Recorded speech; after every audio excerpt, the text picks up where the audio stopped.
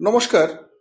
সাহিত্যের মণিমাণিক্যগুলি অনুষ্ঠানে গল্প বলার কথক ঠাকুর অডিও বুক ইউটিউব চ্যানেলে আজ শুনবেন প্রখ্যাত সাহিত্যিক শঙ্কু মহারাজ রচিত ভ্রমণ কাহিনী করুণাময় কেদারনাথ।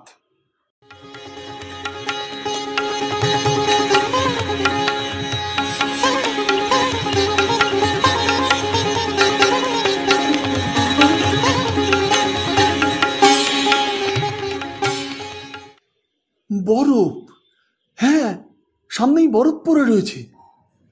কালো পাথুরে পথ সাদা হয়ে গিয়েছে। আমরা রুদ্রপ্রয়াগ থেকে বাস ধরে গুপ্তকাশী এসেছি, দর্শন করেছি তুষারাবৃত হিমালয়। প্রথম দেখতে পেয়ে উদাস অলস মুগ্ধ দৃষ্টি মেলে অনেকক্ষণ চেয়েছিলাম সেদিকে। তারপরে পাহাড়ের চূড়োয় বরফের সমারোহ দেখছি 3 দিন ধরে। একই দৃশ্য শেষে ক্লান্তি এনে দিয়েছিল। যে স্নো রেঞ্জ দেখতে সবাই শত শত মাইল ছুটে আসে, সেই স্নো রেঞ্জ আমার কাছে একঘেয়ে লাগছিল। সত্যিই কি একঘেয়ে? সকালে যে ওখানে সোনার ছড়াছড়ি, দুপুরে রূপোর, বিকেলে রামধনু রঙের বন্যা, বৈচিত্র্যের অন্ত নেই। তাহলে বিরহ যন্ত্রণায় ধুঁকছিলাম। সৌন্দর্যের পসরা নিয়ে যে দূর থেকে হাতছানি দিচ্ছিল, তাকে কাছে পাবার অব্যক্ত আকুলতায় অধীর হয়ে উঠেছিলাম। এতক্ষণে তাকে কাছে পেয়েছি। এই প্রথম পথে বরফ পেলাম। এতদিন ধরে যে ছবি এঁকেছি মনে, আজ এসে দাঁড়িয়েছি তার সামনে। ছবি প্রাণ পেয়েছে, স্বপ্ন সত্য হয়েছে। না, বাস্তব কল্পনার চেয়েও সুন্দর, অপরূপ। খুব ভালো লাগছে। আরো ভালো লাগবে ওই কোমল অমল ধবল তুষারের ওপর দিয়ে পথ চলতে। বালকের মতো ছুটোছুটি করছি বরফের ওপর। হঠাৎ খেয়াল হলো, এভাবে সময় নষ্ট করা ঠিক হবে না। সময় কম, পথ বেশি। আজ দুপুরে গৌরীকুণ্ড থেকে রওনা হয়ে আমরা মাইল 3 হেঁটেছি। রামওয়ারা চটি এখনো 1 মাইল। সেখানে চা খেয়ে একটু জিরিয়ে নিতে হবে। কেদারনাথ তারপরেও 3.25 মাইল। খুবই চড়াই। প্রতি মাইলে প্রায় 1000 ফুট উঠতে হচ্ছে। এই পথ পেরিয়ে কেদারনাথ পৌঁছতেই আজ আমাদের এত কষ্ট হচ্ছে, অথচ সেকালের পথ অনেক বেশি কষ্টকর ছিল। তবু দলে দলে পুণ্যার্থী রওনা হতেন কেদারনাথের পথে। সে পথ ছিল প্রকৃতই মহাপ্রস্থানের পথ। মহাভারতের যুগের কথা ভেবে লাভ নেই, লাভ নেই তার পরবর্তীকালের কথা ভেবে, কারণ সে কথা তো ইতিহাস নয়, কাহিনী। আমি ভাবছি ইতিহাসের কথা, মাত্র গত শতাব্দীর ইতিহাস। সবে ব্রিটিশ শাসন কায়েম হয়েছে গাড়োয়াল ও কুমায়ুনে। Mister G.W. ট্রেল দ্বিতীয় ডেপুটি কমিশনার হয়ে এলেন। নানা ঘটনার মধ্যে দিয়ে তিনি হিন্দু মনোভাবাপন্ন হয়ে উঠলেন। তাই এলেন কেদারনাথ দর্শনে। তিনি ছিলেন সুদক্ষ পর্বতারোহী। তার পক্ষে দুর্গম পথ অতিক্রম করা সম্ভব হলো। কিন্তু তীর্থযাত্রীদের পথকষ্ট দেখে বিচলিত হলেন ব্রিটিশ শাসক।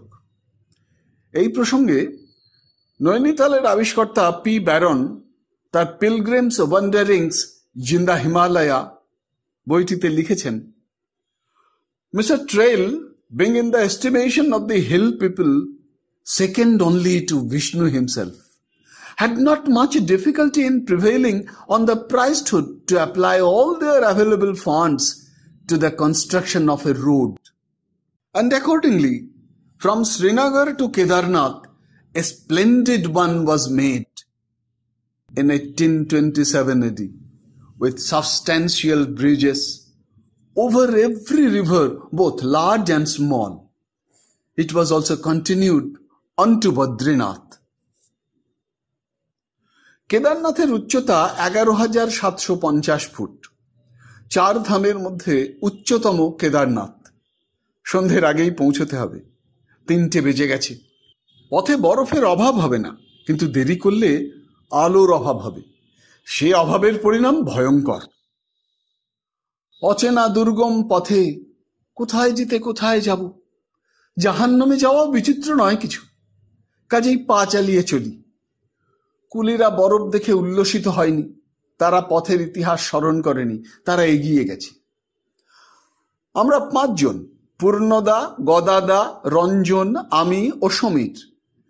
পূর্ণদা 50 পেরিয়েছেন, সমীর 20-র গণ্ডি অতিক্রম করেনি। আমরা 3 জন ওদের 2 জনের মাঝে। ওদের বয়সের পার্থক্য যাই হোক, এক জায়গায় কিন্তু অদ্ভুত মিল। দুজনেই দাড়ি কামায় না। পূর্ণদা আচার্যদের মতো দাড়ি রেখেছেন, আর সমীরের থুতনির কাছে কয়েক গাছি কেশ। কিন্তু এই মিলটুকুর জন্যই সহস্র গুণ অমিল, খিটিমিটি লেগেই আছে। গৌরীকুণ্ড থেকে আসা আমাদের এই সংকীর্ণ পাহাড়ি পথটি অকস্মাৎ একখণ্ড প্রায় সমতল প্রশস্ত ভূখণ্ডে পরিণত। রামওয়ারা চটি, সারি সারি কুঁড়ে, চায়ের দোকান ও গোটা 10 চটি। তাছাড়া রয়েছে কালীকমলির ধর্মশালা। স্থানাভাব বিশেষ একটা হয় না। আসবাবপত্র না থাকলেও রাত্রিবাস করা যায়।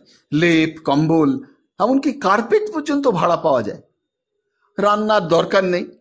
গম ভাজা, তেলে ভাজা, ঝুড়ি ভাজা, পকৌড়ি, বেসমের লাড্ডু, এলাচ দানা, জিলিপি, পেঁড়া, পুরি ও মহিষের দুধ পাওয়া যায়। সাধু হলে তো কথাই নেই, সদাব্রত রয়েছে, সিধা পাওয়া যায়। শীতকে যারা ভয় করেন, কেদারের পথে রামওয়ারাই তাঁদের বেস ক্যাম্প। তারা ভোরে রওনা হয়ে যান কেদারনাথ, পুজো দিয়ে সন্ধ্যের আগেই ফিরে আসেন এখানে। এখানে শীত কম, জলের অভাব নেই, নিচে বয়ে যাচ্ছে মন্দাকিনী, একটা ঝর্ণাও আছে। আমরা কিন্তু এখানে থামবো না। এত কাছে এসেও কেদারনাথ দর্শন না করে সারা রাত অপেক্ষা করার মতো ধৈর্য আমাদের নেই। চলো ওই দোকানেই যাওয়া যাক। একটু দূরের একটা চায়ের দোকান দেখিয়ে পূর্ণদা বলেন। সবাই এগিয়ে চলি সেদিকে। চা খেয়ে একটু জিরিয়ে নিতে হবে। চায়ের পাট চুকেছে। রামওয়ারা ছেড়ে কেদারের পথে এগিয়ে চলেছি। চড়াই পথ, আঁকা বাঁকা সংকীর্ণ পথ। পাশাপাশি দুজনে হাঁটা যায় না সব জায়গায়। বাঁয়ে খাদ, ডাইনে পাহাড়। খাদের শেষেও পাহাড়ে পাইন বনের সমারোহ। অবশ্য জানি বলেই ওকে পাইন বন বলে বুঝতে পারছি, নইলে এখান থেকে শুধু একটা সবুজ প্রলেপের মতো মনে হচ্ছে। ডান দিকে পাহাড়ের গায়েও সবুজের ছড়াছড়ি, শ্যাওলা আর কাঁটা গাছ, মাঝে মাঝে বরফ। মনে হচ্ছে সবুজ কমেছে, সাদা বাড়ছে। বরফ ক্রমে শ্যাওলার জায়গা দখল করছে। দেখছি আর চলছি, দাঁড়াবার সময় যে নেই। 4টে বেজে গেছে, শীত বাড়ছে, তবে খুব অসুবিধে হচ্ছে না, বেশ জোরেই হাঁটছি। হয়তো কেদারনাথ আমাদের পা দুটিকে সবল আর রক্তকে গরম করে তুলছেন। ভালোই লাগছে, আমার একার নয়, সবারই। সমীর গুনগুন করে গান গাইছে। আমরা চারিদিকে চেয়ে ভালো করে দেখে নিচ্ছি সবকিছু। পূর্ণদা তো আনন্দে আবৃত্তি করছেন তারস্বরে। হৃদয়ে আমার নাচে রে আজিকে, ময়ূরের মতো নাচে রে হৃদয়, নাচে রে। আমাদের হৃদয়ও নাচছে। কবি বোধহয় এমনি কোনো আনন্দঘন মুহূর্তেই রচনা করেছিলেন এই অপূর্ব কবিতা। ধন্য তুমি হে কবি। এই পথশ্রম, অনাহার ও অনিদ্রার মধ্যেও তোমারই ভাষা আমাদের মনকে সতেজ করে পথ চলার প্রেরণা যোগাচ্ছে। কবিশ দলে মহাপুণ্যবান তুমি। পুণ্যবান আমরা। তোমার দেশ আমাদের দেশ, তোমার ভাষা আমাদের ভাষা। ফিরতে হবে। ছন্দপতন হয় রঞ্জনের বেসুরো কথায়। কেন? বাইনোকুলার ফেলে এসেছি। ওদের এগোতে বলে আমি ও রঞ্জন ফিরে চলেছি রামওয়ারা চটিতে, চায়ের দোকানে। চা খাবার সময় ভারী বাইনোকুলারটা কাঁধ থেকে নামিয়ে মাটিতে রেখেছিল রঞ্জন, তুলে আনতে ভুলে গেছে। এখনো গিয়ে খোঁজ করলে হয়তো পাওয়া যাবে। হয়তো কেন, দোকানদার বা কোনো স্থানীয় লোকের চোখে পড়লে নিশ্চয়ই পাওয়া যাবে। যাত্রীদের নজরে পড়লে অবশ্যই না, তাই বা বলি কেমন করে? যাত্রীদের সবাই সৎ নয় সত্যি, তবে সবাই যে অসৎ নয় সে কথাও তো মিথ্যে নয়। দূর থেকে দেখেই দোকানদার আমাদের ইশারা করে, কাছে আসতেই বলে, আমার গলতির জন্যই আপনাদের এই তকলিফ। আমাদের প্রতিবাদ গ্রাহ্য না করে বলে চলে, আমারই লক্ষ্য করা উচিত ছিল। আপনারা পথকষ্টে কাতর, আপনাদের ভুল তো হতেই পারে। দোকানিকে সশ্রদ্ধ ধন্যবাদ জানিয়ে আবার উঠে এলাম রাস্তায়। দোকানি দাঁড়িয়ে রইল চটির বাইরে, তাকিয়ে রইল একান্ত আপনজনের মতো। শুধু সেই নয়, উপস্থিত খদ্দেররা পর্যন্ত অনুরোধ করেছিলেন আজকের রাতটা রামওয়ারায় কাটাতে। পথে সন্ধে হয়ে যাবে, রাত কালো আঁধারের ঘুমটা টেনে দেবে দেবভূমির মুখে। ঘর ছাড়া দামাল ছেলেদের সে স্নিগ্ধ হেসে কাছে ডাকবে না। দেখ, তাও হয় নাকি? সন্তানকে কেউ দূরে সরিয়ে দিতে পারে? তাঁর আবরণ যাবে সরে, পরম স্নেহে দুবাহু বাড়িয়ে তিনি সযতনে আমাদের টেনে নেবেন কাছে। তাহলেও আর দেরি নয়। দোকানি হয়তো আমাদের গোয়ার ভাবল, অন্যান্য যাত্রীরাও ভাবলেন বেপরোয়া। ভাবুন গে, তবু আমরা যাব, আজই যাব। আঁধারেও দুর্বার বেগে পথ চলব। চলো, জলদি চলো। পাকে সজোরে চালাতে চাইলেও সবসময় জোরে পথ চলা যায় না। পাকে চালায় যে মন, সেই মন হয়েছে বিকল। ক্রমাগত এই থমকে দাঁড়াচ্ছি, ভুলে যাচ্ছি চলার কথা। প্রতি মুহূর্তে নতুন দৃশ্যের সম্মুখীন হচ্ছি। পাহাড়ের ঘন কালো ছায়া নিচের আলোময় উপত্যকাকে ধীরে ধীরে গ্রাস করে ফেলছে। সেই অতি পরিচিত পাইন বনের সারি আর ঝোপঝাড়ে ভরা সরু উপত্যকাটি ক্রমে ক্রমে কেমন যেন রহস্যময় প্রেতপুরীতে পরিণত হচ্ছে। আমাদের এখানে এখনো কিন্তু বেশ আলো রয়েছে, মাঝে মাঝেই নরম বরফ, শানিত ইস্পাতের মতো ঝকঝকে চকচকে, চোখ ধাঁধিয়ে দেয়। বাদিকে পাহাড়ের গায়ে পাথরের ওপর কঠিন কালচে বরফ। বরফ পড়ছে কাঁটা গাছের উপর, যেন স্বচ্ছ শুভ্র মসৃণ ওড়না দিয়ে কেউ ওদের মুখখানি দিয়েছে ঢেকে। ওড়না আবরণ নয়, আভরণ। ওড়না অপ্রকাশকে প্রকাশ করে, অপরিণতকে পরিণত করে, অসুন্দরকে সুন্দর করে। ছবি তুলছি, কেবলই শাটার টিপছি, যা দেখছি তাই অপূর্ব। ইচ্ছে হচ্ছে এই পথ, এই পাহাড়, ঝর্ণা আর আকাশ সবকিছু মুঠো ভরে নিয়ে মনের মণিকোঠায় মজুত করে রাখি। প্রকৃতি তুমি ধন্য, হিমালয় তুমি ধন্য, পথিক তুমিও ধন্য। এই অনন্য সৌন্দর্য তুমি অনন্তকাল ধরে উপভোগ করছো। দেখো দেখো কি সুন্দর! আনন্দে চিৎকার করে ওঠে রঞ্জন। ও কি, এই যে মাটির বুকে ছায়াপথে নেমে এসেছে। বরফের পুলের মতো অর্ধবৃত্তাকার একটি বলয় রাস্তা থেকে ওপরে উঠে খানিকটা শূন্যের ওপর দিয়ে গিয়ে আবার পথে নেমেছে। নিচে যখন জল নেই, পুল না বলে তোরণ বলাই ভালো। প্রকৃতির তৈরি তোরণ, কিন্তু কার জন্য তৈরি হলো? মন নেচে উঠল, নিশ্চয়ই আমাদের জন্যে। দেবভূমি আহ্বান করছে আমাদের, বলছে সুস্বাগতম। রঞ্জন গিয়ে ঠিক তোরণের মাঝখানে দাঁড়ালো, বলল ছবি নাও। বারে, এক যাত্রায় পৃথক ফল, স্বর্গের দ্বারে তুমি একা। বেশ, সেলফ টাইমার লাগাও। সেলফ টাইমার লাগানো গেল, কিন্তু ক্যামেরা বসাই কোথায়? সর্বত্রই পিচ্ছিল বরফ। রঞ্জন বুদ্ধি যোগায়, লাঠির স্পাইক দিয়ে গর্ত করে নাও। তাতেও সুবিধে হলো না। হঠাৎ, হ্যাঁ, একেবারে হঠাৎ বুদ্ধি খুলে গেল। গামছাখানা মাথা থেকে খুলে নিলাম, ভাঁজ করে বিছিয়ে দিলাম গর্তের ওপর। তার উপরে রাখলাম ক্যামেরা। ছবি নেওয়া হলো। ক্যামেরা কাঁধে নিয়ে চলেছি এগিয়ে। কেদারনাথ আর কত দূর? বোধহয় বেশি নয়, মনে হচ্ছে এসে গেছি। বই পড়ে, ছবি দেখে আর গল্প শুনে মনের গহনে যে ছবি আঁকা হয়ে গেছে, তার সঙ্গে কেমন আশ্চর্যভাবে এখানকার সব কিছু যাচ্ছে মিলে। কিন্তু আমি তো শুধু প্রকৃতির সম্পদ আহরণ করতে আসিনি। কোথায় সেই গগন বিদারী মন্দির শীর্ষ, যে মেঘের ওপরে মাথা তুলে সদম্ভে দাঁড়িয়ে আছে আপন মহিমায়, ঘোষণা করছে বাবা কেদারনাথের অতুল ঐশ্বর্য, বিপুল পরাক্রম আর অসীম ক্ষমার কথা? কোথায় সেই মন্দাকিনীর মন্দাক্রান্তা পদসঞ্চার? মন্দাকিনী একটু আগেও ছিল আমাদের সঙ্গে, রাস্তার অনেক নিচে। বলছিল, তোমরা যেখানে যাচ্ছ আমি সেখান থেকেই আসছি। তোমরা যেখান থেকে আসছো আমি সেখানেই যাচ্ছি। ভয় পেও না, ক্লান্ত হইও না, এগিয়ে চলো। আমি যেমন তীর বেগে চলেছি আপন পথে, তার চরণামৃত নিয়ে তোমাদের মর্তলোকের তাপ ও পাপ হরণ করতে। সেই মন্দাকিনী অদৃশ্য হয়েছে একটু আগে, বিচলিত হয়নি। শুনেছি সে এমনি করেই যাত্রীদের সঙ্গে লুকোচুরি খেলে। তবে যেখানেই সে যাক, সে আবার মিলিত হবে আমাদের সঙ্গে। কেদারনাথের চরণতলে এসে আমাদেরই মতো প্রণতি জানাবে। তাহলে এই কি তার শেষ লুকোচুরি খেলা? কেদার কি এসে গেছে? অনেকটা এগিয়েছি। সূর্য চলে গেছে সামনের পাহাড়ের আড়ালে। ওই পাহাড়ের পরপারে যাওয়া যায় কিনা জানি না। গেলেও কি আর সূর্যের সঙ্গে সাক্ষাৎ হবে? না, সে ততক্ষণে চলে যাবে পৃথিবীর পরপারে।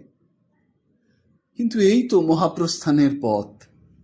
এ পথের প্রান্তেই তো পৃথিবীর সীমান্ত, তারপরে অসীমের রাজ্য।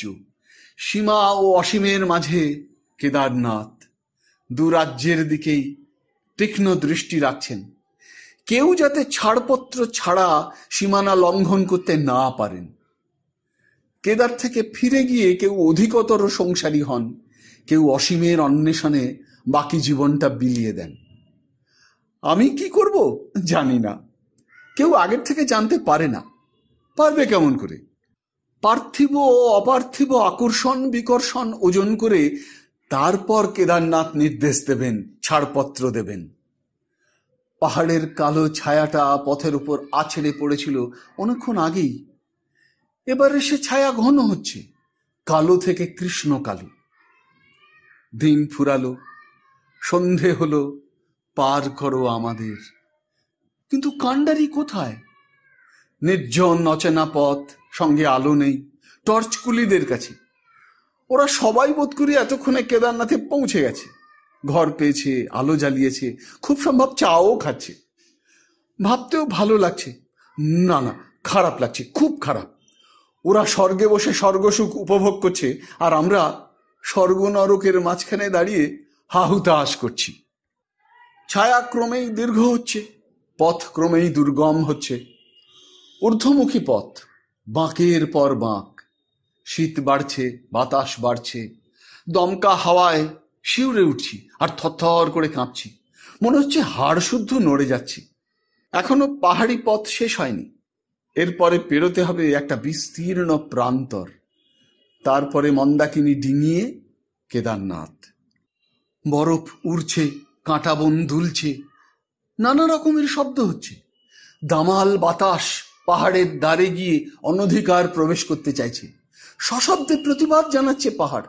গুমগুম একটা ধ্বনি উঠছে, শব্দটা যেন বাড়ছে। কিন্তু কোথা থেকে শব্দটা আসছে? এখানে নয়তো। তবে কি অন্য কোথাও? হতে পারে। পাহাড়ে পাহাড়ে প্রতিধ্বনিত হয়ে শব্দ বাড়ে, ভেসে যায় বহু দূরে। দূরের শব্দ ভেসে আসছে এখানে, শব্দ বাড়ছে। রঞ্জন চলেছে আগে, আমি পেছনে। রঞ্জন গান গাইছে। কোষে গীত গাইলে শীত কমে, ভয় কমে, পথ তাড়াতাড়ি ফুরোয়। কড় কড় কড়াত। এ কি বিদ্যুৎ? না, তবে আমার বাঁ দিকের পাহাড়টা নড়ছে। ভেঙে পড়বে নাকি? তাই তো, পাহাড়টা ভেঙে পড়ছে। যেখানে যেমন ছিলাম স্থাণুবৎ দাঁড়িয়ে রইলাম। পালাবার ফুরসত নেই। আর এক মুহূর্ত, তারপরে আমরা এই ধসের নিচে চাপা পড়ব। কাল সকালে যাত্রীরা আমাদের বিকৃত দেহ দেখে শিউরে উঠবেন, সমবেদনা জানাবেন। কেদারে যাওয়া আর হলো না আমাদের। কেদার রইল দূরে, আমাদের পার্থিব পদক্ষেপের বাইরে। কিন্তু এ আমি কি ভাবছি? মরণ যদি এসেই থাকে, তাকে বরণ করব অম্লান বদনে। তাই বলে কর্তব্য বিস্তৃত হব? ধসের এই জীবন্ত ছবিটা ক্যামেরায় ধরে রাখবো না? সে ছবি আমাদের দেখা হবে না, না হোক। শুধু আমার মৃতদেহের সঙ্গে যারা ক্যামেরাটা কুড়িয়ে পাবেন, তারা জানবেন আমি মরণের মুখোমুখি দাঁড়িয়েও কর্তব্য বিস্তৃত হইনি। প্রকৃতির লীলা বৈচিত্র্য দেখতে এসেছিলাম।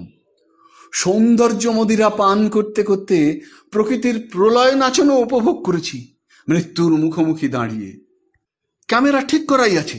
শাটার টিপলাম। কতকগুলো বরফ ও পাথরের টুকরো এসে আমার মাথায়, ঘাড়ে ও পিঠে পড়ল। দেবভূমি দুলছে, দৃষ্টি ঝাপসা হয়ে আসছে, চেতনা অসাড় হয়ে এলো। মরণ বুঝি বরণ করলো আমাকে। আমি চোখ বুঝলাম। না, আমার শরীরে কোথাও কোনো যন্ত্রণার অনুভূতি নেই। আমি চোখ মেলে তাকাই, সামনের সমস্ত পথটা মুছে গেছে। পড়ে আছে বরফ আর পাথরের স্তূপ। রঞ্জন, রঞ্জন কোথায়? সে যে আমার সামনে ছিল, যেখান থেকে শুরু হয়েছে ওই ধস। রঞ্জন! আকুল কণ্ঠে আর্তনাদ করে উঠি। আর্তনাদ আঘাত করে পাহাড়কে, প্রতিধ্বনিত হয়, রঞ্জন, রঞ্জন, রঞ্জন। উত্তর মেলে না সে আহ্বানের। না, মিলেছে, মিলেছে। ওই যে ভেসে আসছে, মহারাজ! আছে, রঞ্জন আছে। কোথায় তুমি? আমি চিৎকার করে উঠি, এই যে এখানে।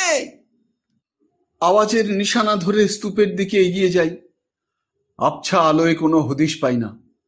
আরে, ওই তো পাথর আর বরফের স্তূপের মধ্যে কি যেন একটা নড়ছে। লাঠি, হ্যাঁ, রঞ্জনেরই লাঠি। লাঠি উঁচিয়ে বরফের তলা থেকে জানান দিচ্ছে রঞ্জন। আমিও লাঠি উঁচু করে ধরি। আশ্চর্য, রঞ্জন ঠিক ধসের ওপারে আর আমি এপারে। আমাদের দুজনের মাঝে নেমেছে এই ভয়াবহ ধস, অথচ কাউকে স্পর্শ করেনি। কেমন করে বেঁচে গেলাম আমরা? কে বাঁচালো আমাদের? কেদারনাথ, সেই পরম পুরুষ, না প্রকৃতি? প্রণতি জানাই দুয়ের উদ্দেশ্যে। এরা উভয়ের বিচিত্র প্রকাশ বই তো নয়। পাহাড়ের গা বেয়ে বেয়ে উপরে উঠে গেলাম। এখানে ধস নেই। ধস এড়িয়ে পা টিপে টিপে নেমে এলাম নিচে, একেবারে রঞ্জনের কাছে। রঞ্জন আমাকে জড়িয়ে ধরল সবেগে। ব্যবধান ঘুচে গেছে, আমরা আবার মিলিত হয়েছি। যদিও মিলনের এ উচ্ছ্বাস এক বিয়োগান্ত নাটক রচনা করতে পারত, পাটা একটু এদিক ওদিক হলেই। একটা বরফের নদী, দূরবীন দিয়েও ভালো দেখা যাচ্ছে না, তবু মনে হচ্ছে ওপারে পথের রেখা রয়েছে। তাহলে এ বরফাবৃত নদী পেরোতে হবে। দু পাহাড়ের মধ্যে দিয়ে চঞ্চলা চপলা কিশোরীর মতো উচ্ছল আবেগে প্রবাহিত হচ্ছিল যে স্রোতস্বিনী, সে কোন দুর্বাসার অভিশাপে হলো জরাগ্রস্ত। তার গতি হলো স্তব্ধ, জীবন হলো স্পন্দনহীন। বিক্ষুব্ধ জলধারা পরিণত হলো শান্ত সমাহিত হিমানিতে। বরফের আকৃতি এখানে স্বতন্ত্র, নরম নয়, শক্ত বরফ, জমাট বাঁধা, শ্বেত পাথরের প্রশস্ত অলিন্দের মতো। ডুবে যাবার ভয় নেই, তবে মসৃণ ও পিচ্ছিল। আছাড় খেয়ে হাত পা ভাঙা অস্বাভাবিক নয়, তাহলেও সাবধানী পদক্ষেপে একসময় নির্বিঘ্নে নদী পেরিয়ে এলাম। পথের আলো ফুরিয়েছিল খানিক আগেই, তবু আকাশের আলোর রেশটুকু ছিল চারিদিকে। এবারে সে আলোটুকুও বিদায় নিল। মেঘের ফাঁকে আকাশ আর উঁকি দিতে দেখছি না। মেঘ আর আকাশ, পথ আর পাহাড় সব একাকার হয়ে গেছে, বিলীন হয়েছে কালো আঁধারে। রাত নেমে এসেছে কর্মক্লান্ত ধরণীর বুকে। ক্লান্ত আমরাও, তবু আমাদের অবসরের অবকাশ নেই, আমাদের চলতে হবে।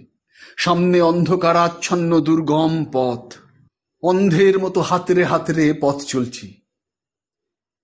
জল, হ্যাঁ, জল পড়ল, মাথায় পড়ে গাল বেয়ে নামছে। তবে কি বৃষ্টি নামল?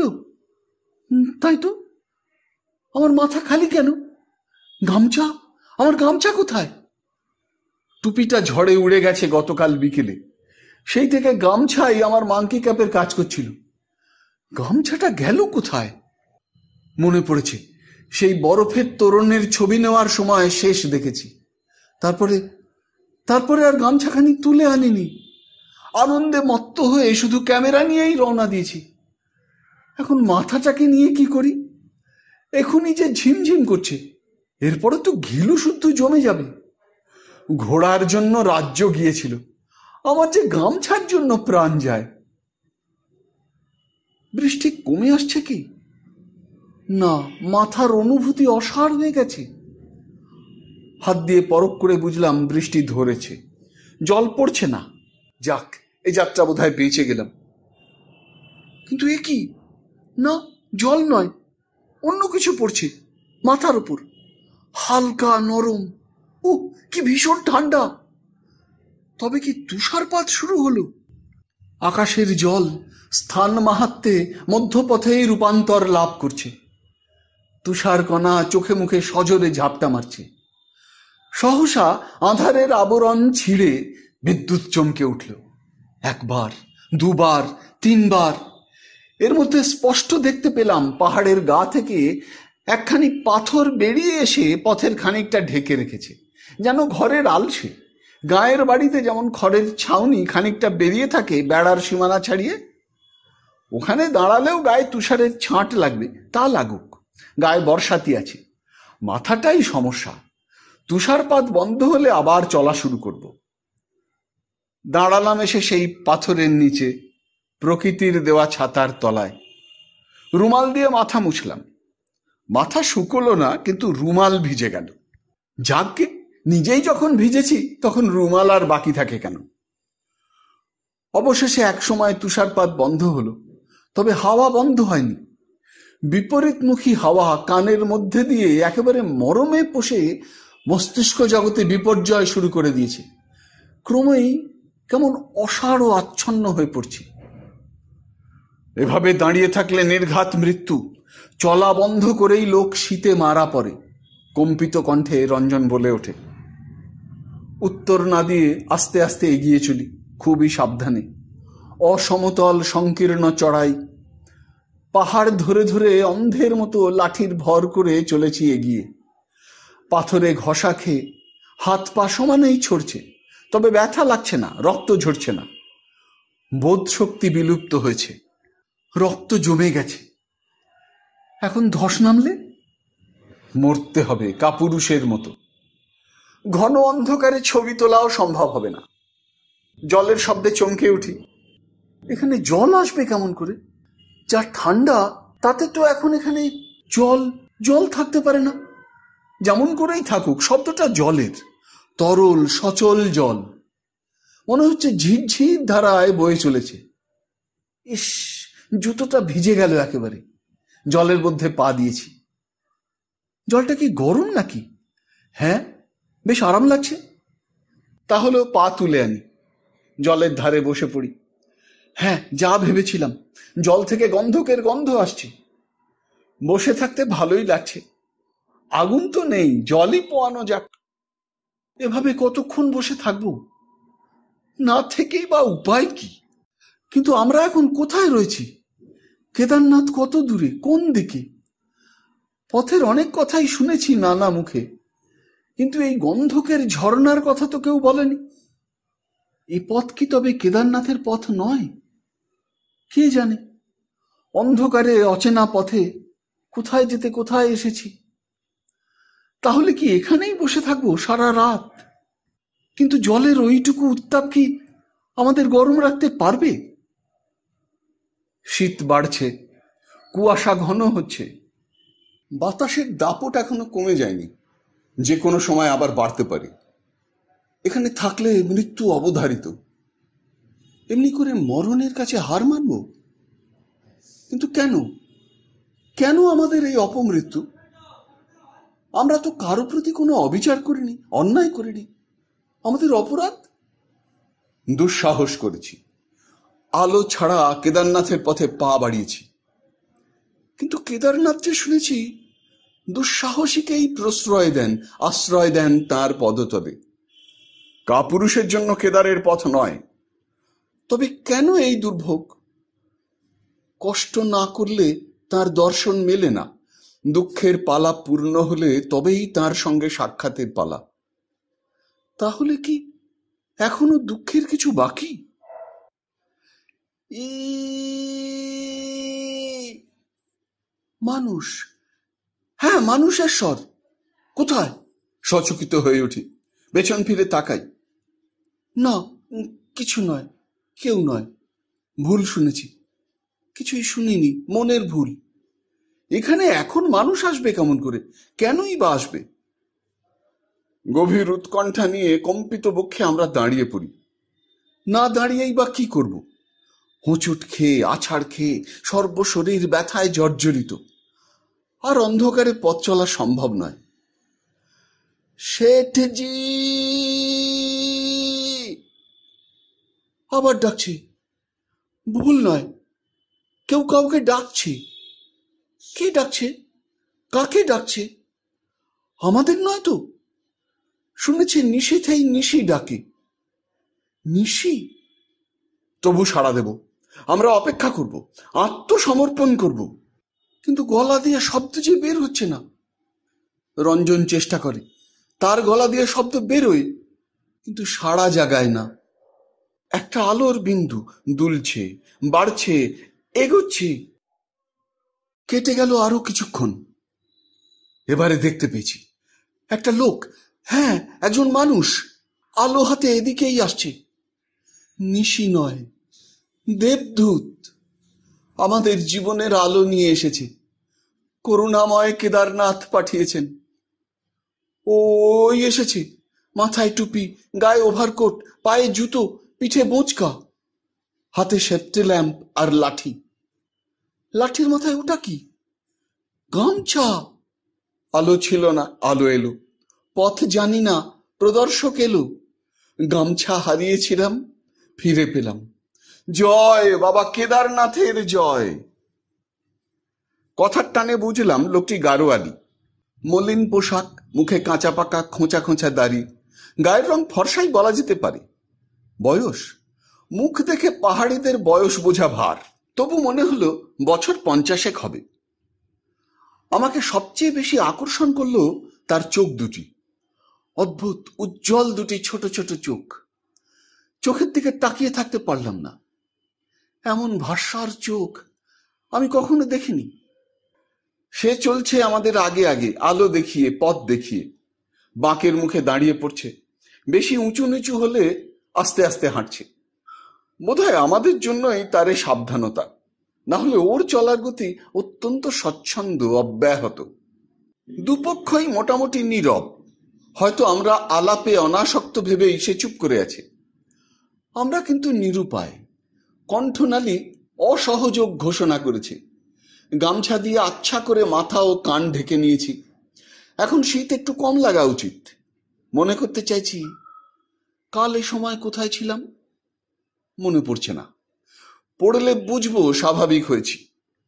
এতক্ষণ যে শারীরিক ও মানসিক যন্ত্রণার মধ্যে ছিলাম, তাতে স্বাভাবিক হতে সময় লাগবে।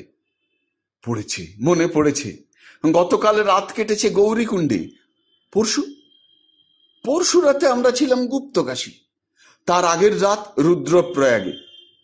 রুদ্রপ্রয়াগ থেকে কেদারনাথ 43 মাইল, ঋষিকেশ 129। রঞ্জন 3 বার গলা ঝেড়ে নিয়ে কোনো মতে বলে, গামছাটা পেলেন কোথায়? পথের ওপরে। বুঝলাম কোনো যাত্রী অসময়ে গেছেন কেদারের দিকে। তাদের কাছে আলো নাও থাকতে পারে, তাই ডাকতে ডাকতে পথ চলছিলাম। অবাক হলাম, গামছাটা তো ঠিক পথের উপরে ফেলে আসেনি। তবে কি ঝোড়ো হাওয়ায় পথের উপরে এসে পড়েছিল? আপনি কোথায় যাবেন? আমি কোনো মতে বলি। যাবার জায়গা এখানে একটাই, বাবা কেদারনাথের পদতলে। তার স্বরে ভাবের ব্যঞ্জনা। বলি, কোথায় গিয়েছিলেন? রামওয়ারা। কেন? পিঠের বোঁচকা দেখিয়ে বলেন, এইটে আনতে। ওতে কি আছে? জিজ্ঞেস করি। পুজোর উপকরণ, কাল সকালেই দরকার। তাই তো এই জলঝড়ের মধ্যে ফিরতে হচ্ছে। ওর পোশাকের দিকে তাকাই, একেবারে শুকনো, খটখটে। সেফটি ল্যাম্পটা নড়ে ওঠে। হাত ফসকে পড়ে গিয়েছিল প্রায়। পড়লে আবার যে তিমিরে সেই তিমিরেই। যা, কোনো রকমে সামলে নিয়েছে। বলে, একটা গুহায় ঢুকে পড়েছিলাম, চেনা পথ, তাছাড়া আলো রয়েছে সঙ্গে। তা রয়েছে, রয়েছে বলেই আমাদের প্রাণও রয়ে গেল, নইলে আর ভাবা যায় না। নিঃশব্দে হেঁটে চলেছি, পায়ের শব্দ প্রতিধ্বনিত হচ্ছে পথের বুকে, পাহাড়ের গায়ে। নির্জন পথ চমকে উঠছে, নিথর পাহাড় সচকিত হচ্ছে, চমকে উঠছি আমরাও। লোকটি না এলে আমাদের কি হতো এতক্ষণে? আবার সেই কথা, অবাধ্য মন, কিছুই যে হয়নি, এইটাই তো আসল কথা। কি হতো তা ভেবে কি হবে? আমাদের দুদিকেই পাহাড়, আগের মতোই বাঁদিকে পথের পাশে পাহাড় চলেছে, ডান দিকে খাদ, কিন্তু খাদের ওপারেই খাড়া পাহাড়, পাহাড়ের চূড়ো দেখা যাচ্ছে। তবে কি আকাশ পরিষ্কার হয়ে গেছে? বরফাবৃত চূড়োয় চাঁদের আলো পড়েছে। আকাশ ও পাহাড়কে চাঁদ আপন আনন্দের ছন্দে আনন্দিত করে তুলেছে। কিন্তু কুয়াশা, সে গেল কোথায়? জ্যোৎস্নার ছিটে ফোঁটা এসে পড়েছে পথের উপরে। আশ্চর্য প্রকৃতি, একটু আগের সেই ভয়ঙ্করী রূপের বিন্দু মাত্র অবশিষ্ট নেই এখন। জগতে সবকিছুই পরিবর্তনশীল, কিন্তু প্রকৃতির মতো এত অতর্কিতে বোধ করি কিছুরই পরিবর্তন হয় না। গ্রীষ্ম বিদগ্ধ ধরিত্রীর বুকে নেমে আসে অতর্কিতে অতিবর্ষণের সমারোহ। বর্ষা ক্লান্ত পৃথিবীর প্রাণে হঠাৎ লাগে শরতের সাড়া। শিশির সিক্ত হেমন্তের কুঞ্জবনে অকস্মাৎ জাগে শীতের শিহরণ। পত্রহীন বৃক্ষের শাখায় শাখায় একদিন দেখা দেয় অঙ্কুর। আমের বনে মৌমাছিরা আনাগোনা শুরু করে। কোথা থেকে কোকিলের কুহুরব ভেসে আসে, আসে বসন্ত। খানিকক্ষণ ধরে এই শব্দটা শুনছিলাম। কত রকম শব্দই তো ভেসে বেড়ায় পাহাড়ে পাহাড়ে। জলের শব্দ, বাতাসের শব্দ, ধসের শব্দ। শব্দটা ক্রমেই বাড়ছে, মনে হচ্ছে নদী। আমরা কি মন্দাকিনীর মন্দিরা শুনতে পাচ্ছি? ডান দিকের পাহাড়টা দূরে সরে যাচ্ছে, বাঁ দিকে এখনো পথ ঘেঁষে পাহাড়। না, সেও সরে যাচ্ছে দূরে। আমরা একটা বিস্তীর্ণ উপত্যকায় উপনীত হয়েছি। চারিদিক পাহাড়ে ঘেরা সুরক্ষিত এই উপত্যকা। পাপের পৃথিবীর সঙ্গে সম্পর্কহীন এই পুণ্যভূমি। নির্মল জ্যোৎস্না আলোকে ঝলমল করছে দেও দেখানি কেদারনাথ ধামের প্রবেশ পথ। ভাগ্যিস কুয়াশা আর মেঘ নেই, থাকলে দেও দেখানির এ রূপ আর দেখা হতো না। এখানে শুনেছি দিনেও কুয়াশা থাকে, আর মেঘ, মেঘের উপরে স্বর্গ। সুবিধা পেলে মেঘ এসে স্বর্গ দখল করে নিতে কসুর করে না, স্বর্গরাজ্যকে অবরোধ করে রাখে। স্বর্গারোহণ কষ্টকর হয়। উপত্যকার এক প্রান্তে দেও দেখানি, অপর প্রান্তে সুমেরু পর্বতমালা।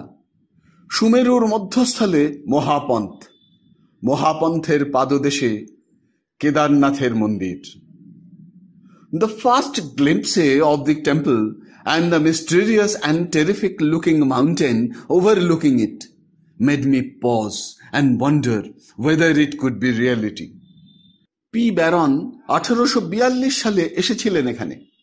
100 বছর আগে সেই বিদেশি শিকারী এখানে দাঁড়িয়ে যে কথা ভেবেছিলেন, আমিও আজ সেই একই ভাবনায় স্তব্ধ হয়ে গেছি। পাথরময় সুবিস্তীর্ণ প্রান্তর, গাছপালা কিছু নেই, শুকনো ঘাস আর কাঁটা ঝোপ। প্রান্তরের বুক চিরে ক্ষিপ্ত উন্মত্ত বেগে প্রচণ্ড গর্জনে প্রবাহিত হচ্ছে মন্দাকিনী। ওপারে লোকালয়, এপারে কোনো জনবসতি নেই। মন্দাকিনীর তীর দিয়ে আঁকা বাঁকা পথ, মহাপ্রস্থানের পথ, পাথর সাজিয়ে সাজিয়ে পথ। অসমতলকে সমতল করার চেষ্টা হয়েছে। পথটা বেশ প্রশস্ত, পাশাপাশি জনচারেক চলা যায়। পথটা বাঁক নিয়েছে ডান দিকে, নেমে গেছে নিচে মন্দাকিনীর কাছে। এখান থেকে মন্দির প্রায় 1 মাইল। দেখতে পেয়েছি, এইবার স্পষ্ট দেখতে পেয়েছি মন্দিরের চূড়া। মহাপন্থের পায়ের কাছে বিরাজ করছে আপন মহিমায়।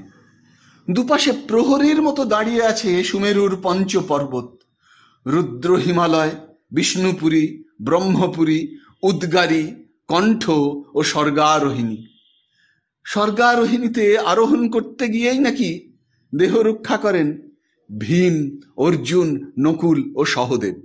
যুধিষ্ঠির শুধু ছিলেন বেঁচে, আমরাও বেঁচে আছি, মরণকে জয় করে এসেছি স্বর্গারোহিণীর পদপ্রান্তে। খুব বেশি দিনের কথা নয়, 100 বছর আগেও বহু পুণ্যার্থী এখানে এসে মরণকে বরণ করে অমর হতে চাইতেন। তাদের ধারণা ছিল মাইল 6 দূরে ওই মহাপন্থের শিখরে হিমলিঙ্গেশ্বর শিব আছেন, তাকে স্পর্শ করতে পারলে সশরীরে স্বর্গে যাওয়া যায়। বিনা অনুমতিতে কেউ মহাপন্থায় যেতে পারতেন না। তাই ইস্ট ইন্ডিয়া কোম্পানি ও টিহিরি রাজের এক যুক্ত বাহিনী এখানে মোতায়েন থাকত। 36 জন শক্তিশালী গাড়োয়ালি ছিল এই বাহিনীতে। একবার একজন বাঙালি ব্রাহ্মণ নিজের সব জিনিসপত্র, এমনকি পরনের জামা কাপড় পর্যন্ত বিলিয়ে দিয়ে কেবল একখানি কম্বল গায়ে মাইলখানেক চলে গিয়েছিলেন। রক্ষীরা টের পেয়ে কয়েক ঘা লাগিয়ে তাকে বেঁধে নিয়ে আসে। ব্রাহ্মণ তখন উপায়ন্তর না দেখে অন্য একটা পাহাড়ের দিকে অগস্ত্য যাত্রা করেছিলেন। যারা মহাপন্থায় যেতে চাইতেন তাদের 12 বছর সন্ন্যাস জীবন যাপন করতে হতো।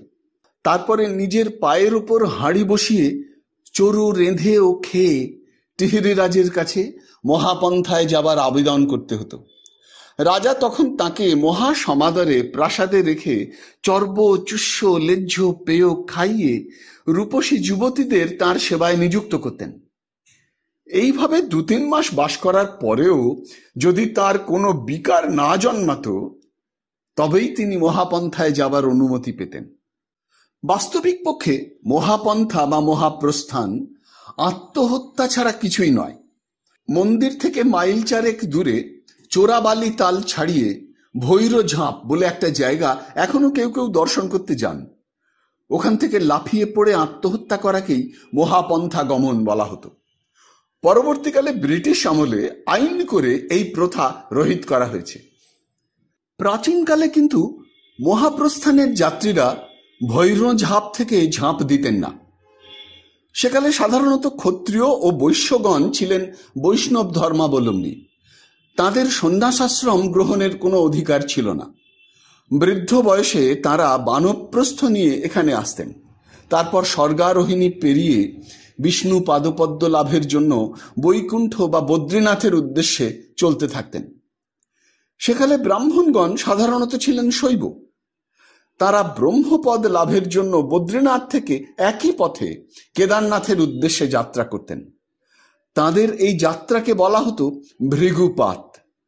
ইষ্টমন্ত্র জপ করতে করতে জরা, ব্যাধি ও বার্ধক্যে ক্লিষ্ট না হয়ে সুস্থ দেহে সজ্ঞানে স্বর্গলাভ করাকেই মহাপ্রস্থান বা ভৃগুপাত বলা হতো।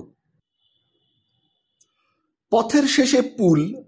পাণ্ডারা বলেন, মা ও ছেলে যদি একসঙ্গে কেদারনাথ দর্শনে আসেন তবে মাকে প্রথম এই পুল পেরোতে হয়।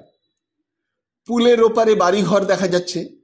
প্রথম ঘরখানির খোলা বারান্দায় একটা আলো জ্বলছে, জোরালো আলো, পেট্রোম্যাক্স।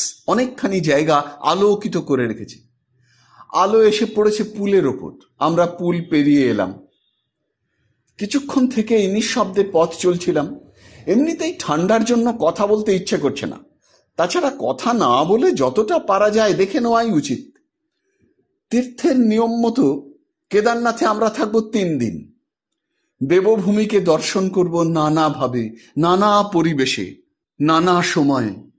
কিন্তু আলো আধারি রাতে কেদারনাথের এই শান্ত, সমাহিত, ধ্যানমগ্ন, ভয়ঙ্কর সুন্দর রূপটি আর দেখা হবে না। আমাদের পথপ্রদর্শকই কথা বলল প্রথম। বেটা পালিয়েছে। কে? আমার চমক ভাঙে। চৌকিদার। এই আলোর কাছে তার বসে থাকার কথা। কেন? রঞ্জন জিজ্ঞেস করে। রাতে কোনো যাত্রী এসে পৌঁছলে তার আশ্রয়ের ব্যবস্থা করার জন্য। পুল ছাড়িয়ে খানিকটা এগিয়ে এসেছি। পেট্রোম্যাক্সের আলোর শেষ রশ্মিটুকু হারিয়ে গেছে। পথের দুধারে বাড়িঘর, কাঠ আর পাথরের বাড়ি। অধিকাংশ একতলা, তবে দোতলাও আছে। খোলা বারান্দার পরে দরজা, জানালা নেই বললেই চলে। কোনো বাড়ি থেকে এতটুকু আলো এসে রাস্তায় পড়েনি। এরা কি সবাই বাতি নিভিয়ে ঘুমিয়ে পড়েছে নাকি? রাত তো মোটে 9টা। আমরা একটা চৌমাথায় এসে দাঁড়িয়েছি। আপনি কোন দিকে যাবেন? জিজ্ঞেস করি পথপ্রদর্শককে। বাঁদিকের রাস্তাটা দেখিয়ে বলে এই দিকে, কিন্তু চলতে থাকে ডান দিকে। কারণ বুঝতে না পারলেও চুপ করে থাকি। একটু বাদে সেই বলে চলুন আপনাদের এগিয়ে দিয়ে আসি। কি দরকার, আমরা জিজ্ঞেস করে আস্তানা বার করে নেব। কাকে জিজ্ঞেস করবেন, হেসে ফেলে সে। দেখছেন না, দোকানপাট, বাড়ি ঘর সব বন্ধ। ধাক্কালেও কেউ এখন দরজা খুলবে না। এ তো আপনার কলকাতা নয় যে সারা রাত রাস্তায় লোক চলবে। অবাক কাণ্ড, সে জানলো কেমন করে যে আমরা কলকাতার লোক? বোধহয় চেহারা দেখে আর হিন্দি শুনে। কিন্তু কলকাতার রাস্তায় যে সারা রাত লোক চলাচল করে, এই খবরটি তাকে কে দিয়েছে? কোনো বাঙালি যাত্রী নিশ্চয়ই। তবে সত্যি পথ জনমানব শূন্য। রূপকথার রাজকন্যা আছে ঘুমিয়ে, রাক্ষসী শীত রয়েছে জেগে তার হিংস্র থাবা বাড়িয়ে। রাজপুত্র সূর্য আসবে তার পবন রথে, আসবে সে মন্দাকিনীর তীরে। রাক্ষসীর প্রাণ ভোমরা মারবে পিষে, রাজকন্যা উঠবে জেগে, সূর্যকে বরণ করবে তার পরম প্রিয় পতি রূপে। মৃত্যুপুরী পরিণত হবে জীবন্ত নগরীতে। পথে মাঝে মাঝে বরফ দেখতে পাচ্ছি, তাহলে এখনো বরফ পড়ে। শীতকালে প্রচন্ড তুষারপাত হয় এখানে। পাহাড়ের অতি অল্প অংশই দেখতে পাচ্ছি স্বল্প চাঁদের আলোয়। ওপরের দিকটা কেমন ধোঁয়াটে হয়ে আছে। তবে পাহাড়ের গায়ে যে বরফ জমে আছে তা বেশ বুঝতে পারছি। বরফ লেগে আছে পথের দুধারের বাড়িঘরে, লেগে আছে আমাদের জামা কাপড়ে। হঠাৎ থমকে দাঁড়িয়ে লোকটি বলে ওই দরজায় গিয়ে ধাক্কা দিন। সে ভুল করেছে। বলি আমাদের সহযাত্রীরা আগেই এসেছেন, তারা গিরিজা পান্ডার বাড়িতে উঠবেন। সে হেসে ওঠে। আমি বিরক্ত হই, এখন আর হাসি ঠাট্টা ভালো লাগছে না। একটু বাদে হাসি থামিয়ে সে বলে এটাই গিরিজা পান্ডার বাড়ি। আশ্চর্য, আমরা তো তাকে বলিনি, সে জানলো কেমন করে? তবে কি সব বাঙালিরাই এখানে ওঠেন? কে জানে। আর জেনেই বা কি হবে, আস্তানায় পৌঁছে গেছি, বেঁচে আছি, কি আনন্দ।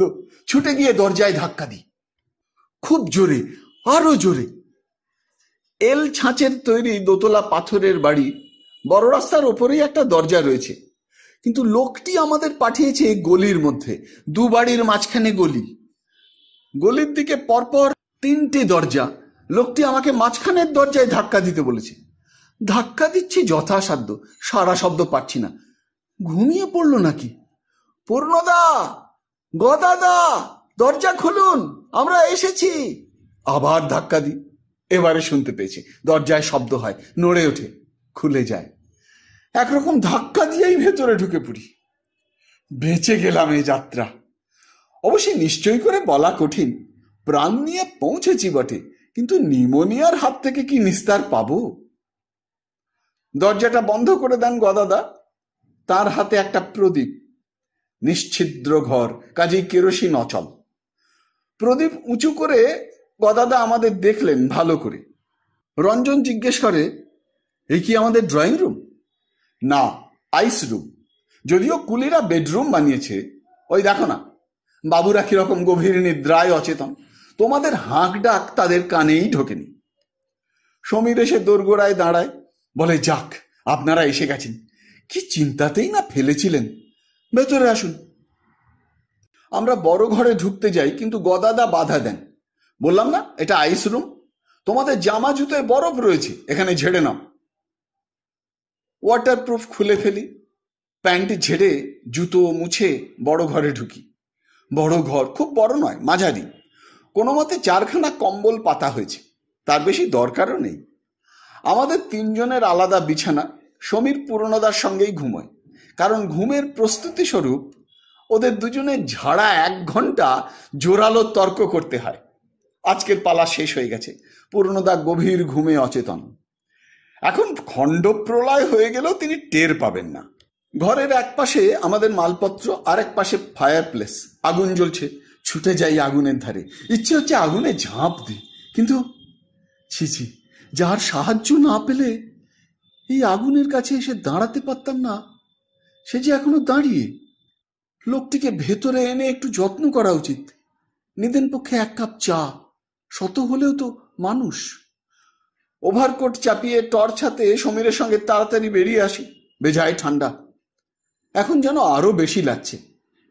কিন্তু কোথায়? কেউ নেই। যত দূর দৃষ্টি চলে জনহীন পথ। মন্দাকিনীর শব্দ ছাড়া আর কোনো শব্দ নেই। নেই সেই বোঁচকা কাঁধে নাতিদীর্ঘ লোকটি, নেই সেই সেফটি ল্যাম্পের ক্ষীণ শিখা। জীবনের দীর্ঘতম 2 ঘন্টা যে আমাদের জীবন শিখা হয়েছিল। অন্যায় করেছি। ভেতরে ঢোকার আগে তাকে ডেকে নেওয়া উচিত ছিল। সে নিশ্চয়ই অসন্তুষ্ট হয়েছে আমাদের এই অভদ্র আচরণে। কিন্তু এইটুকু সময়ের মধ্যে সে গেল কোথায়? দরজা খোলার পর পর্যন্ত তাকে এখানে দাঁড়িয়ে থাকতে দেখেছি। মোটে তো মিনিট 3 আমরা ভেতরে ছিলাম। এরই মধ্যে এ পথে অদৃশ্য হওয়া তো সম্ভব নয়। রাস্তাটা এখানে মোটামুটি সোজা, অনেকটা দূর পর্যন্ত দেখা যায়। আর কিছু না হোক, আলোটা তো দেখা উচিত। বুদ্ধি দিয়ে জগতে সব ধাঁধার উত্তর মেলে না, যুক্তি দিয়ে সব সমস্যার সমাধান হয় না। এসেছিল অকস্মাৎ, একান্ত অসময়ে, নিতান্ত প্রয়োজনে। প্রয়োজন ফুরিয়ে যেতেই কি চলে গেল আমাদের ছেড়ে, একেবারে নিঃশব্দে। রাত পোহালো, কিন্তু ফর্সা হলো না। ঘরের ভেতর ফর্সা হবার উপায় নেই। ঘুম ভেঙেছে পাশের ঘরের যাত্রীদের কোলাহলে। ঘুম ভেঙেছে আমার, রঞ্জনের, গদাদার ও পূর্ণদার। পূর্ণদার চেঁচিয়ে ওঠেন, যেন ভূত দেখেছেন। আরে তোমরা কখন এলে? কোথায় ছিলে সারা রাত? আপনার পদতলে। রসিকতা ছাড়ো, যা জিজ্ঞেস করছি তার উত্তর দাও। কি চেঁচামেচি শুরু করলেন পূর্ণদা, একটু ঘুমোতেও দেবেন না? সমীর প্রতিবাদ করে ওঠে, তার ঘুম ভেঙে গেছে। আর কত ঘুমোবে? এবার চোখ ধুয়ে চায়ের ব্যবস্থা করো। তা বই কি, সন্ধে না হতেই কম্বলের তলায় ঢুকে নিজের ঘুমটি পুষিয়ে নিয়েছেন কি না? বেশ করেছি। তোমার আমার বয়স এক। অত্যন্ত যুক্তিপূর্ণ একটা কথা বলতে পেরে নিরাপদ বোধ করছেন পূর্ণদা। তাই একটু থেমে নিয়ে ধীরে সুস্থে আবার পুরনো কথায় ফিরে এলেন। তারপর মহারাজ, তোমরা এই 7 সকালে কোথা থেকে উদয় হলে? সমীরের সঙ্গে আমরাও সজোরে হেসে উঠি। পূর্ণদা গম্ভীর হলেন। তিনি রেগে গেছেন। যেরকম কটমট করে তাকাচ্ছেন তাতে ব্যাপারটা সুবিধের বলে মনে হচ্ছে না। কেদারনাথের প্রথম দিন ঝগড়াঝাঁটি দিয়ে উদ্বোধন করা ঠিক হবে না। বলি, আমরা কাল রাতেই এখানে এসেছি। আপনি তখন... আমার কথা কেড়ে নিয়ে সমীর সুর করে শুরু করে, স্বপন ঘুমে মগন ছিলেন শতেক লেপের তলে, চেতনাটুকু হারিয়েছিলেন অগ্নিশিখার ধারে। কুলিরা চা ও খাবার কিনে নিয়ে এলো। চা বানাবার সব সরঞ্জামই আমাদের সঙ্গে আছে। হাত মুখ ধোবার জন্য ফায়ার প্লেসে জলও গরম হয়েছে। তবু আর হাঙ্গামা বাড়ালাম না। দোকানের চা খেয়েই বেরিয়ে পড়া গেল। বেলা কম হয়নি, 8টা বাজে। রাস্তার চেহারা দেখে কিন্তু বোঝার উপায় নেই। লোক চলাচল এখনো আরম্ভ হয়নি বলা চলে। অধিকাংশ বাড়ি, ঘর ও দোকানপাটের দরজা বন্ধ। শীত কমেছে কিনা জানি না, তবে কাল রাতের মতো অত শীত লাগছে না। কাল মনের উত্তাপ কমে গিয়েছিল, আজ স্বভাবতেই সেটা বেড়েছে। চারিদিকে ঘন কুয়াশা, একটু দূরের জিনিস দেখা যাচ্ছে না। কেদারনাথের সূর্য শুনেছি নবাবপুত্তুরকেও হার মানায়। মর্জি মাফিক 1-8 1-8 ঘন্টার জন্য দর্শন দেয়, আর মর্জি না হলে দিনের পর দিন তার টিকিটই দেখা যায় না। প্রায় 1 বর্গমাইল বিস্তৃত প্রস্তরময় ঊষর উপত্যকা, আকারে অনেকটা চায়ের পেয়ালার মতো, প্রায় গোলাকৃতি। 30 ডিগ্রি 44 মিনিট 15 সেকেন্ড উত্তর অক্ষাংশ ও 79 ডিগ্রি 6 মিনিট 33 সেকেন্ড পূর্ব দ্রাঘিমাংশে অবস্থিত। এই উচ্চতায় এত বড় উপত্যকা বিস্ময়কর। উপমন্যুর নির্বাচন দক্ষতাকে প্রশংসা করতে হয়। সত্যযুগে মহাত্মা উপমন্যু শিবের তপস্যা করেছিলেন এখানে। তপমুগ্ধ শিব সেই থেকে বিরাজ করছিলেন কেদারনাথে। ত্রেতা যুগে শিব শুনতে পেলেন পঞ্চপাণ্ডব তার দর্শন লাভ করতে আসছেন। পাছে ভাতৃহত্যাকারীদের দর্শন দিতে হয়, তাই তিনি মহিষাকার শিলারূপ ধারণ করে আত্মগোপন করলেন। কুরুক্ষেত্র বিজয়ী বীরগণ শেষ পর্যন্ত এসে উপস্থিত হলেন এখানে। অগত্যা শিব পাতাল প্রবেশে উদ্যত হলেন, কিন্তু সম্পূর্ণ সফল হতে পারলেন না। ভীম পেছন থেকে ছুটে এসে জাপটে ধরলেন তাকে। পাতাল প্রবেশ বন্ধ হলো। পাণ্ডবদের ভক্তিতে ভুলে ভোলানাথ তাদের ক্ষমা করলেন। পঞ্চপাণ্ডব ভাতৃহত্যার পাপ মুক্ত হলেন। তারা বৃষরূপী সেই শিলাকে কেন্দ্র করে মন্দির প্রতিষ্ঠা করলেন। অনন্তকালের মুক্তিক্ষেত্রে পরিণত হল কেদারনাথ। উপত্যকার প্রায় মাঝখান দিয়ে প্রবাহিত হচ্ছে মন্দাকিনী, দক্ষিণ প্রবাহিনী, শীর্ণকায়া কিন্তু মাতঙ্গিনী। স্বর্গবাড়ি নিয়ে যাচ্ছে মর্তলোকে, যাচ্ছে অলোকানন্দার সঙ্গে মিলিত হতে, গঙ্গোদকে গাঙ্গেয় ভূমিকে বিগলিত করতে। মন্দাকিনীর পূর্ব তীরে মন্দির ও লোকালয়, পশ্চিম তীর বসতিহীন, 3 দিক জুড়ে তুষারাচ্ছাদিত সুমেরু পর্বতমালা। শীতকালে এই পর্বতমালা থেকে তুষারের প্রবাহ নেমে এসে সারা উপত্যকাকে তুষারাবৃত করে ফেলে। প্রায় 15 ফুট বরফ পড়ে, কোনো কোনো বছর আরো বেশি। পুরো মন্দিরটি তলিয়ে যায় তুষারের তলে।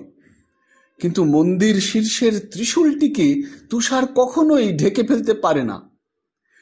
মে মাসের প্রথম দিকে সেই বরফ কাটা শুরু হয়, শেষ হলে ঘোষণা করা হয় মন্দির উন্মুক্ত। আগে টিহিরির রাজা উপস্থিত থাকতেন এই উদ্বোধন উৎসবে। তিনি প্রথম দর্শন করতেন করুণাময় কেদারনাথকে।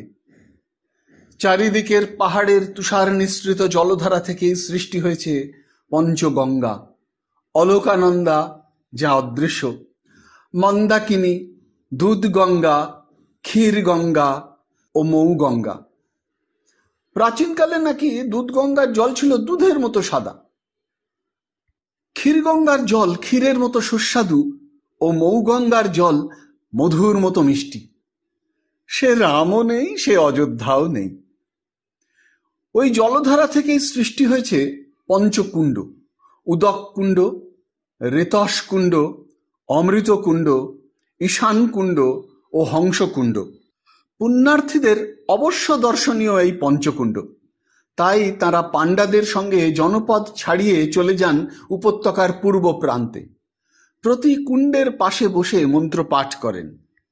এদের মধ্যে উদককুণ্ডই নাকি পুণ্যতম ধারা। এখানে মন্ত্রপাঠ করে পাণ্ডাদের দক্ষিণা দিলে কতটা পুণ্য সঞ্চয় হয় জানি না, তবে উদককুণ্ডের বৈশিষ্ট্য আছে, সর্বদাই তার বুকে বুদবুদ উঠছে। পাণ্ডারা বলেন বাবা কেদারনাথের মহিমা, বিজ্ঞানীরা বলেন এই জলে পারদ মিশ্রিত আছে। পুণ্যার্থীরা কিন্তু পরম ভক্তিভরে পান করেন এই পুণ্যবাড়ি, শিশি ভরে নিয়ে যান ঘরে।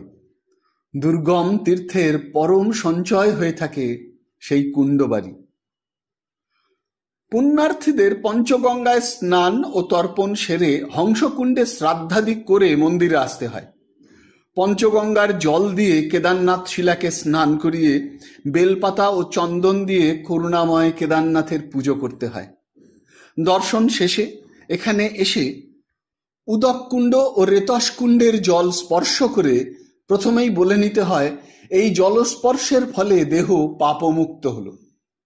তারপরে বার, তিথি ও মাস উল্লেখ করে বাঁ হাতে অঞ্জলি ভরে 3 বার জল পান করে বলতে হয় অহং ব্রহ্ম, অহং বিষ্ণু, অহং রুদ্র প্রজাপতি, মত্তুল্য সর্বতীর্থানি নাস্তিব দেব দানবে। এইভাবে পরিক্রমা পূর্ণ করলে হৃদয়ে শিবলিঙ্গ জন্মায়। ফলে যেখানেই মৃত্যু হোক, কাশীতে দেহরক্ষার ফল লাভ হয়। মহাপন্থের পেছনে মহাগৌরবে দাঁড়িয়ে আছে কেদারনাথ পর্বত, 22,770 ফুট। তার দক্ষিণ পূর্ব দিক দিয়ে নেমে এসেছে কালীগঙ্গা বা চোরাবাড়ি হিমবাহ। এই হিমবাহের শেষ প্রান্তে চোরাবাড়ির তাল বা গান্ধী সরোবর, অলোকানন্দার উৎস। মন্দির থেকে দূরত্ব মাইল 3। 1948 সালের 4 জুন এই স্বর্গীয় সরোবরে মহাত্মা গান্ধীর পবিত্র চিতাভস্য বিসর্জন দেওয়া হয়েছে। কেদারনাথ পর্বতের পশ্চিমে কীর্তিস্তম্ভ 20,570 ফুট ও ভারত খুঁটা 21,580 ফুট। পূবে খরচাকুণ্ড 21,695 ফুট, সুমেরু পর্বত 20,770 ফুট, মন্দানি 20,320 ফুট ও চৌখাম্বা 23,420 ফুট। চৌখাম্বা থেকে নেমে এসেছে গঙ্গোত্রী হিমবাহ পূব থেকে পশ্চিমে প্রসারিত হয়ে কেদারনাথ পর্বতের কাছে এসে বাঁক নিয়েছে উত্তরে, শেষ হয়েছে ভাগীরথীর উৎস গোমুখীতে। চৌখাম্বার অপর প্রান্ত থেকে নেমে গেছে শতপন্থ হিমবাহ, অলকানন্দার উৎস। একই হিমবাহ অঞ্চলের 3 প্রান্ত থেকে সৃষ্টি হয়েছে 3টি নদী, ভাগীরথী, মন্দাকিনী ও অলকানন্দা। মানুষের মুক্তির প্রয়োজনে তারা আবার পরিণত হয়েছে একটি ধারায়। বৈচিত্র্যের মধ্যে ঐক্যের পরম প্রতীক এই মিলিত ধারা গঙ্গা। আবার এই একই হিমবাহ অঞ্চলের 3 প্রান্তে 3টি তীর্থ, ব্রহ্মা তীর্থ গঙ্গোত্রী, বিষ্ণু তীর্থ বদ্রীনাথ, মহেশ্বর তীর্থ কেদারনাথ।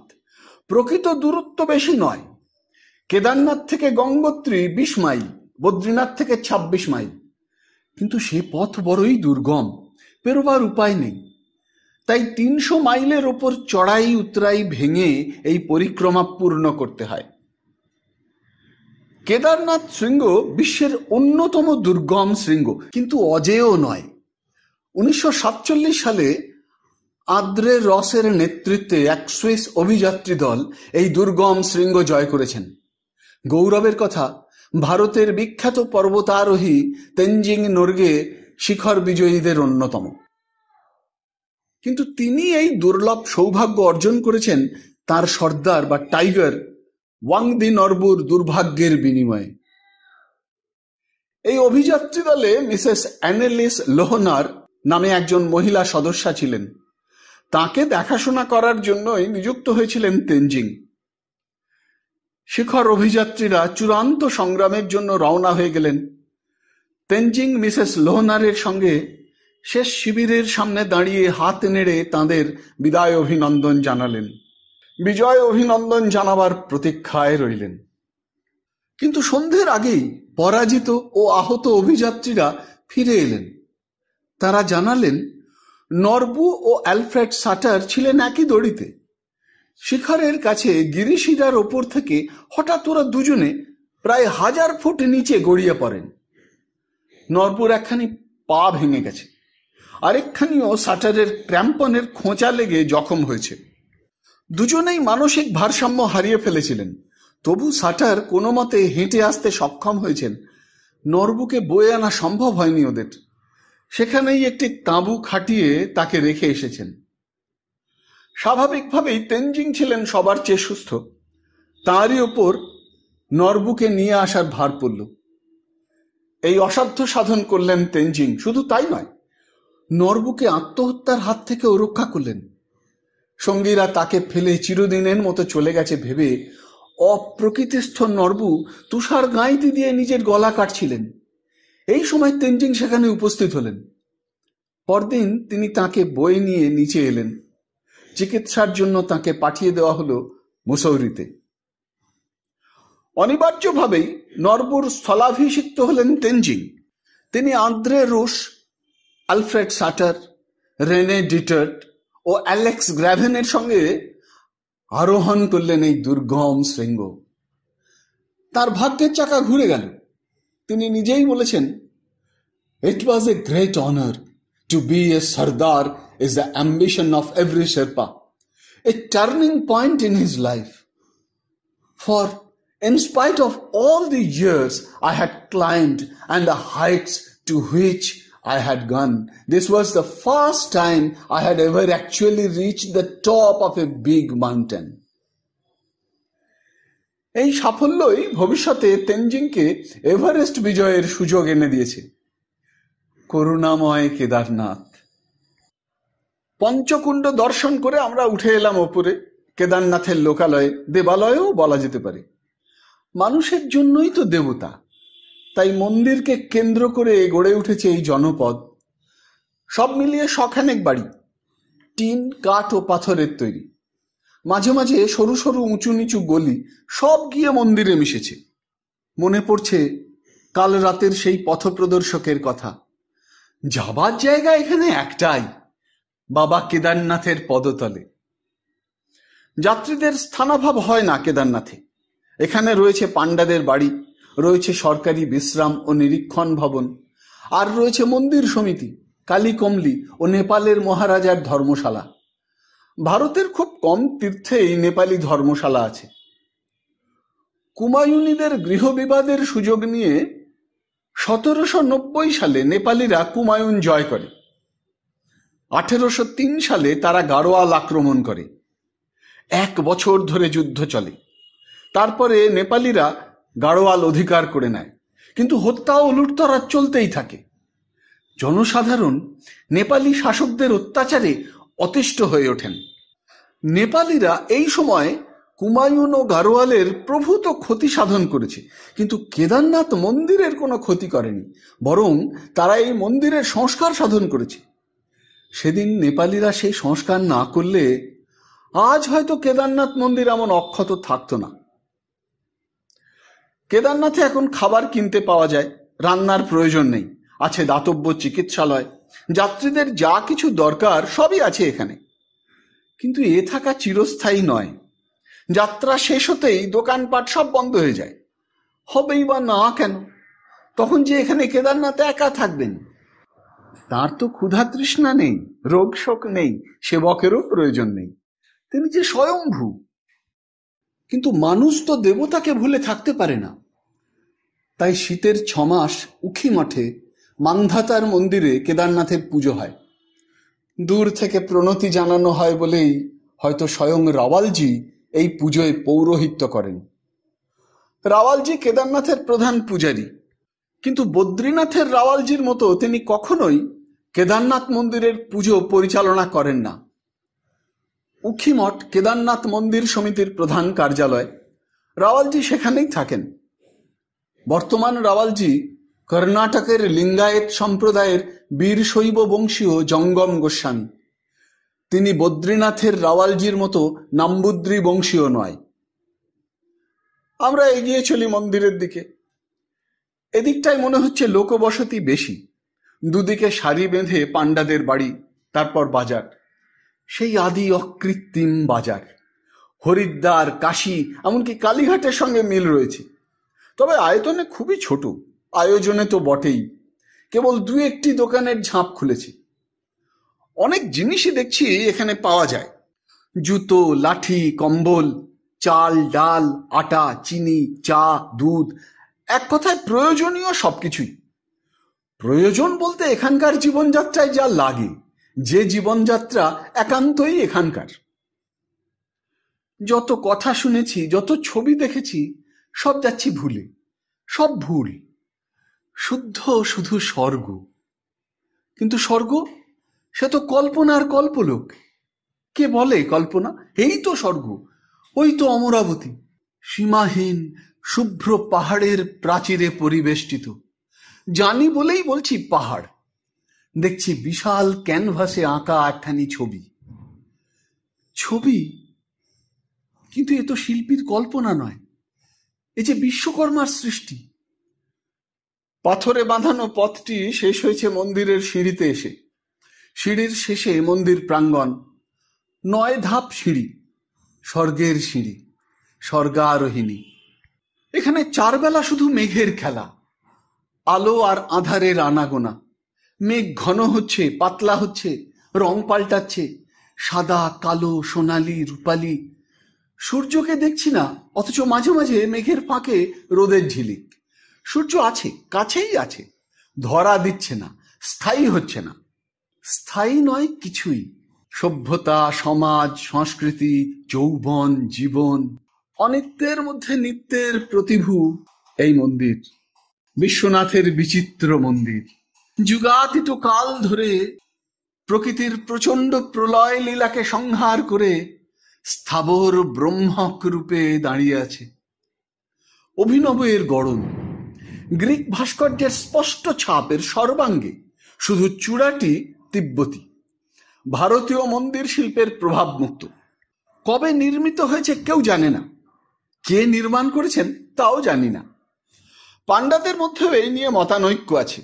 কেউ বলেন মধ্যম পাণ্ডব ভীম এই মন্দিরের প্রতিষ্ঠাতা, আবার কেউ বা বলেন অর্জুনের প্রপৌত্র জন্মেজয় এই মন্দির নির্মাণ করেছেন। কে এ নীরবতার অবসান করবে? আমরা কেদারনাথে আসি, বিস্ময়াবিষ্ট হয়ে মন্দির প্রদক্ষিণ করি, আনত হয়ে কেদারনাথ শিলাকে প্রণাম করি, তারপর ফিরে যাই ঘরে। মনেও আসে না মৌর্য যুগে গ্রিক গান্ধার ভাস্কর্য ভারতীয় মন্দির শিল্পে এক নূতন ধারার সৃষ্টি করেছিল। কিন্তু দুর্ভাগ্য আমাদের, আক্রমণকারীদের ধর্মীয় তৎপরতার ফলে সে ধারায় নির্মিত কোনো পূর্ণ মন্দির আজ আর ভারতে নেই। তক্ষশিলায় ও পেশোয়ার অঞ্চলে শুধু কয়েকটি ভগ্নাবশেষ অবশিষ্ট আছে, কিন্তু তার কোনোটিরই উপরিভাগ অক্ষত নেই। ফলে গ্রিক গান্ধার ভাস্কর্যের উদাহরণ সেই সব ভগ্ন মন্দিরের স্তম্ভগুলিতেই সীমাবদ্ধ। মথুরা, বেশনগর, জালালাবাদ প্রভৃতি স্থানে গ্রিক প্রভাবান্বিত কিছু মূর্তি পাওয়া গেছে। পরধর্ম বিদ্বেষীদের কবলে পড়ে মন্দিরগুলি নিশ্চিহ্ন হয়ে গেছে। শুধু এই মন্দিরটি রয়েছে অক্ষত। কেদারনাথ যে অক্ষয় ও অব্যয়। চূড়াটি দেখে মনে হচ্ছে প্রক্ষিপ্ত। ভারতীয় শিল্পে তিব্বতী ছাপ বড় একটা দেখা যায় না। বোধহয় শঙ্করাচার্যের আগে যখন এই মন্দির বৌদ্ধ মন্দির ছিল, তখন এই চূড়াটি তৈরি হয়েছে। দ্বাদশ জ্যোতির্লিঙ্গের অন্যতম এই পুণ্যতীর্থ, পঞ্চকেদারের মধ্যমণি এই কেদারনাথ। বৃষরূপী শিবের পৃষ্ঠদেশ রয়েছে এখানে, বাহু তুঙ্গনাথে, মুখাবয়ব রুদ্রনাথে, জটা কল্পেশ্বরে ও নাভি মদমহেশ্বরে। দেহের বাকি অংশ রয়েছে পশুপতিনাথে, যদিও পশুপতিনাথ পঞ্চকেদারের অন্তর্ভুক্ত নয়।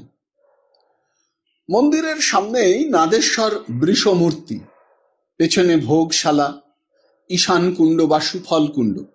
কুণ্ডের মধ্যে ঈশানেশ্বর শিবলিঙ্গ। মন্দিরের পশ্চিমে প্রধান পুরোহিত ও তার সহকারীদের দোতলা বাড়ি।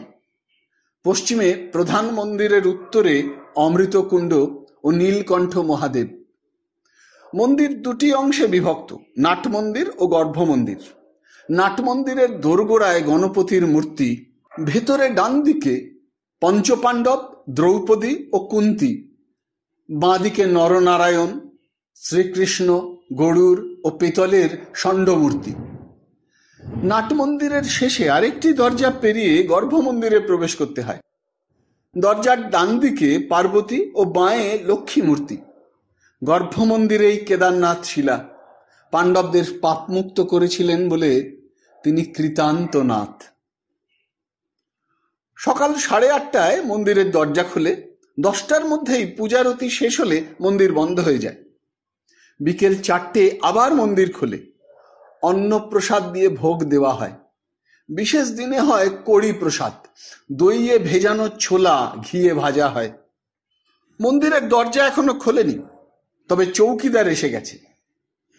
বৃষমূর্তির বেদিতে বসে চৌকিদার যাত্রীদের নাম লিখছে। যাত্রীরা সারি বেঁধে দাঁড়িয়ে আছেন। এখনো যাত্রীদের সংখ্যা সামান্য, তবে মাঝে মাঝেই খুব হন্তদন্ত হয়ে 2-4 জন করে এসে পৌঁছচ্ছেন। বিনা প্রতিবাদে সকলের শেষে এসে লাইন দিচ্ছেন। দ্বিতীয় মহাযুদ্ধের সবচেয়ে বড় অবদান বুসকোট ও কিউ, দুটোই আমাদের মজ্জাগত হয়ে গেছে। বুসকোট এখানে অচল, কিন্তু কিউ দিতে কারো আপত্তি নেই কেদারনাথে। মন্দিরের ভেতরে জায়গা কম, প্রায় সবটা জায়গা জুড়েই ত্রিভুজাকৃতি কেদারনাথ শিলা। একসঙ্গে বেশি যাত্রী ঢুকলে অন্ধকূপ হত্যা হয়ে যাবে। কয়েকজন করে যাত্রীকে একবারে ভেতরে ঢুকতে দেওয়া হয়। তাদের প্রদক্ষিণ শেষ হলে পরের দলের পালা। তাই এই নাম লেখা, তাই এই কিউ। আমরা এখন মন্দিরে ঢুকবো না, কিউ পরে হবে। আগে চারদিকটা দেখে নিই ভালো করে। দেয়ালের কারুকার্য উল্লেখযোগ্য নয়, মাহাত্ম্য যাই হোক, আয়তনে বিরাট নয় এ মন্দির। যাত্রীরা প্রদক্ষিণ করেন এই মন্দির, প্রণতি জানান কেদারনাথ শিলাকে। আজ নয়, সেই কোন অনাদি অতীত থেকে। সকল ব্যবধান ভুলে ধনী দরিদ্র, রাজা প্রজা, হিন্দু বৌদ্ধ জৈন সবাই এসে আমারই মতো দাঁড়িয়েছেন এই ক্ষুদ্র মন্দির প্রাঙ্গণে। কেন? কিসের আশায়? আয়তন আর আড়ম্বর দিয়ে কি সবকিছুর বিচার চলে? সম্রাট তাঁর সিংহাসন ফেলে প্রাসাদ ছেড়ে নেমে এসেছেন পথে। নগ্ন পদে ছুটে গেছেন নগরীর প্রান্তে এক পর্ণ কুটিরে। প্রণতি জানাতে তার প্রাণের ঠাকুরকে। মাঝে মাঝে মেঘ এসে চড়াও হচ্ছে, ঢেকে ফেলছে মন্দিরের চূড়া। ভিজে বাতাস, তাতে হাড় কাঁপানো শীতের পরশ। মন্দিরের পাশেই পোস্ট অফিস, ছোট একখানি ঘর, পাথরের দেয়াল, টিনের চাল, দরজা খোলা। কয়েকজন লোক বাইরে দাঁড়িয়ে আছেন, কিন্তু ভেতরে কেউ নেই। পোস্টমাস্টারহীন পোস্ট অফিস, কিন্তু মাস্টার মশাই না এলে দরজা খুলল কে? এসেছেন বই কি, ও যে দেখছেন না আগুন জ্বালাচ্ছেন। একজন যাত্রী মাস্টার মশাইকে দেখিয়ে দেন।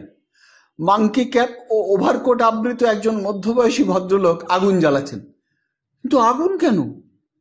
হয়তো কাজ শুরু করবার আগে একটু হাত পা সেঁকে নিতে চান। তা আগুন পেলে ভালোই হয়, আমাদেরও শীত করছে। কিন্তু কেবল তো আগুন নয়, মাস্টারমশাই যে একটা পেতলের পাত্রে জল গরম করছেন। অতখানি জল দিয়ে কি করবেন? খদ্দেরদের চা খাওয়াবেন নাকি কে জানে। কেদারনাথের পোস্ট অফিস, হয়তো পোস্টকার্ড কিনলেই চা। জিজ্ঞেস করতেই মাস্টারমশাই সহাস্যে জানালেন, আর বলেন কেন, এক ফোঁটা জল নেই যে টিকিট লাগাবেন, খাম সাঁটবেন, তাই বরফ গলিয়ে জল তৈরি করছি। এটি কেদারধাম পোস্টমাস্টারের বাড়তি কাজ। জল তৈরি হলো, আমরা চত্বরে বসে চিঠি লিখলাম ডট পেন্সিল দিয়ে। ফাউন্টেন পেন এখানে অচল। চিঠি ডাকে দিয়ে আবার নেমে এলাম রাস্তায়। এই সেই কেদারনাথ, সপ্তদ্বীপের রাজা কেদারের কেদারনাথ। বৃদ্ধ বয়সে রাজা কেদার পুত্রের হাতে রাজ্যভার দিয়ে এখানে এসে তপস্যা করেন। তপস্যা সফল হল। তার নাম থেকেই কেদারখণ্ড নামের সৃষ্টি। রাজা কেদারের কন্যা বৃন্দা ছিলেন কমলার অবতার।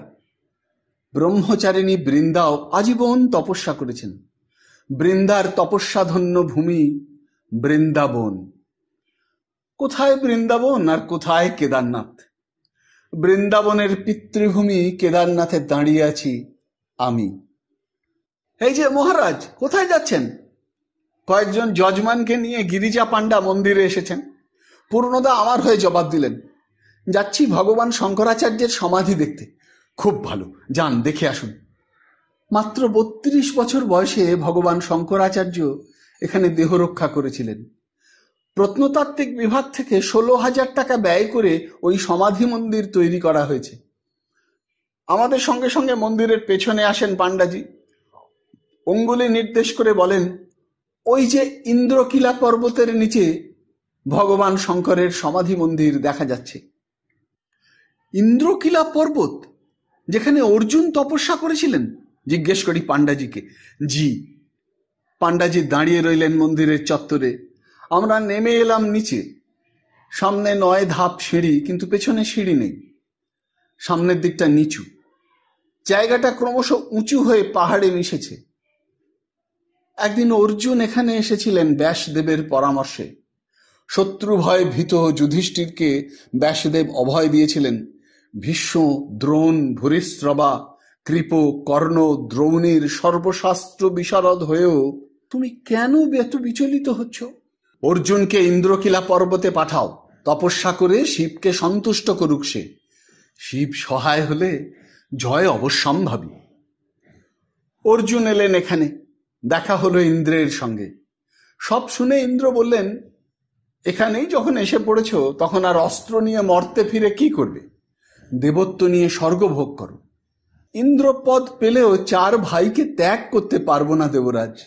করজোরে অর্জুন জানালেন ইন্দ্রকে, দেবত্বের চেয়ে ভ্রাতৃত্ব বড়, স্বর্গের চেয়ে মর্ত। ইন্দ্রের অনুমতি পেয়ে অর্জুন শিবের তপস্যা শুরু করলেন। প্রথমে পক্ষকাল অন্তর্গলিত পত্র খেতেন, পরে মাসে 1 বার, তারপর 4 মাস বাদে। অবশেষে ঊর্ধ্ব বাহু হয়ে 1 আঙুলে দাঁড়িয়ে বায়ু সেবন করে রইলেন। তাঁর তপস্যায় তাপিত হলেন গন্ধর্ব চারণ সিদ্ধ মহাঋষিরা। শিবের শরণাগত হলেন তারা। শিব বললেন, তোমরা নিশ্চিন্তে ফিরে যাও, আমি বর দিয়ে শান্ত করছি অর্জুনকে। মায়া বলে কিরাত ও কিরাত গৃহিণীর রূপ ধারণ করে শিব ও শিবানী আবির্ভূত হলেন অর্জুনের সামনে। শিবের পরিকল্পনা অনুযায়ী সেখানে এলো এক বরাহ। বরাহকে কেন্দ্র করে অর্জুন শিবের সঙ্গে শক্তি পরীক্ষায় অবতীর্ণ হলেন। মহাভারতের এই অংশটুকু নিয়ে রচিত হয়েছে জগতের একখানি শ্রেষ্ঠ কাব্য, কেদারনাথের কাব্য কিরাতার্জুনীয়ম। যুদ্ধ শেষে মৃতপ্রায় হলেন অর্জুন। চেতনা লাভ করে শক্তি সঞ্চয়ের জন্য মাটির শিবলিঙ্গ তৈরি করে পুজো করলেন, মালা দিলেন শিবলিঙ্গকে।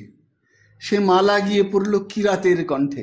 ভুল বুঝতে পারলেন অর্জুন, ক্ষমা প্রার্থনা করলেন কিরাতরূপী শিবের কাছে।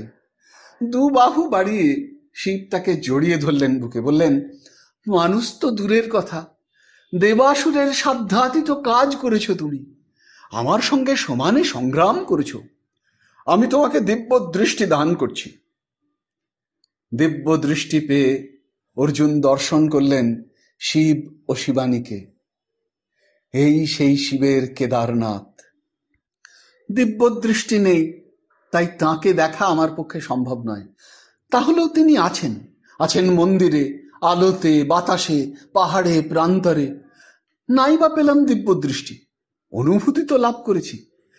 সমস্ত দেহ, প্রাণ ও মন দিয়ে অনুভব করছি তিনি আছেন, আছেন অনলে অনিলে, চিরনভ নীলে, ভূধর সলিলে গহনে, বিটপি লতায়, জলদের গায়ে, শশী তারকায় তপনে।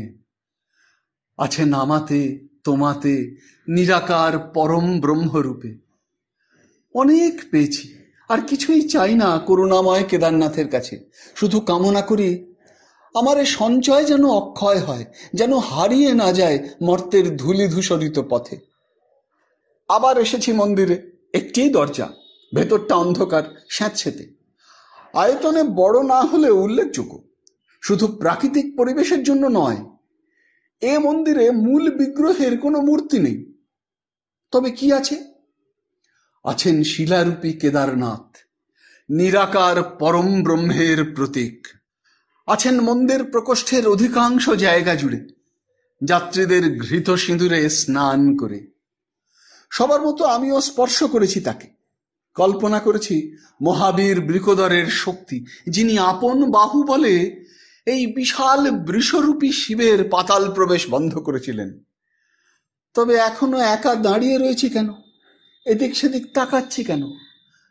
কাউকে খুঁজছি কি? হ্যাঁ, খুঁজছি সেই পথপ্রদর্শককে, যে না হলে আমি আসতে পারতাম না কেদারনাথে, দাঁড়াতে পারতাম না এই মন্দির তলে, স্পর্শ করতে পারতাম না এই শিলাকে। সহযাত্রীরা সবাই ফিরে গেছে ঘরে, আর আমি ঘর ছাড়া পাগলের মতো মন্দিরের আনাচে কানাচে খুঁজেছি তাকে। সে যে বলেছিল তাকে মন্দিরেই পাওয়া যাবে। কোথায়? মন্দিরের প্রধান পুরোহিতকে জিজ্ঞেস করেছি তার কথা। তিনি হেসে উঠেছেন। তিনি কাউকে কিছু আনতে কাল পাঠাননি রামওয়ারা চটিতে। প্রধান পুরোহিতের কথা তো আর অবিশ্বাস করা যায় না, কিন্তু সেই পথপ্রদর্শককেই বা অবিশ্বাস করি কেমন করে? সে তো স্বপ্ন নয়, মায়া নয়। সে যে আলো হাতে আধার রাতে আমাদের পথ দেখিয়ে নিয়ে এসেছে কেদারনাথে। সে যে পরম করুণাময়। আমরা তাকে দেখেছি, তার সঙ্গে চলেছি, কথা বলেছি, তাকে ভালোবেসেছি, বিশ্বাস করেছি, চিরদিন করব, আজ খুঁজে না পেলেও করব।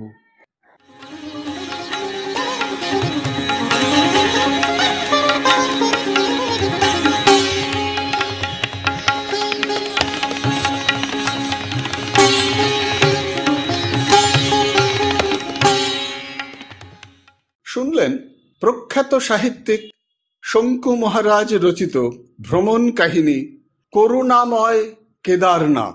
যদি এই অনুষ্ঠানটি আপনার ভালো লেগে থাকে তবে অবশ্যই একটি লাইক দিয়ে আমায় উৎসাহিত করবেন।